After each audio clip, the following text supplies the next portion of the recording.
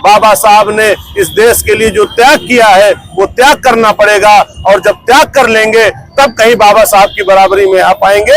बाबा साहब के साथ अपमान हम बर्दाश्त नहीं करेंगे, और इसके लिए अखिलेश यादव को बाबा साहब के साथ फोटो लगाने के लिए उनको माफी मांगनी चाहिए। इस तरीके का कोई भी काम हम सब बर्दाश्त नहीं करेंगे, नहीं बर्दाश्त करेंगे हम सब।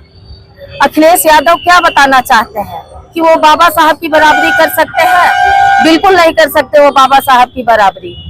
इसलिए आज हम लोग धरने पे हैं कि उनको माफी मांगनी चाहिए। उनको बाबा साहब की बराबरी करने का कोई अधिकार ही नहीं है। वो केवल दलितों को भ्रमित करने का प्रयास कर रहे हैं। इस तरह से वो अपने वोट बैंक को नहीं बढ़ा सकते। भारतीय जनता पार्टी शुरू से बाबा साहब का सम्मान करती आई है, उन्हीं के सिद्धांतों पे चलती आई है और आगे भी उन्हीं के सिद्धांतों पे चलती रहेगी। अखिलेश यादव ने जो ये कृत्य किया है वो बहुत ही निंदनीय है, उसके लिए उन्हें क्षमा मांगनी चाहिए।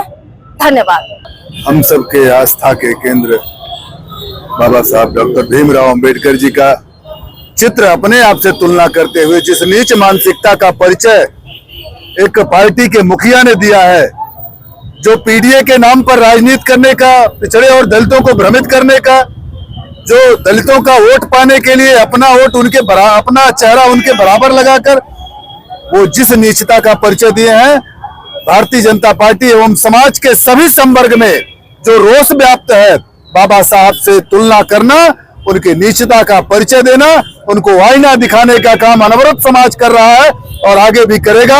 आज हम सब इस प्रदर्शन के माध्यम से, इस विरोध के माध्यम से उनको आईना दिखाने का काम कर रहे हैं कि बाबा साहब की बराबरी क्या, बाबा साहब का अनुसरण करने के लिए नरेंद्र मोदी जैसा सबका साथ सबका विकास का संकल्प लेना पड़ेगा, समाज के अंतिम व्यक्ति का उत्थान करना पड़ेगा।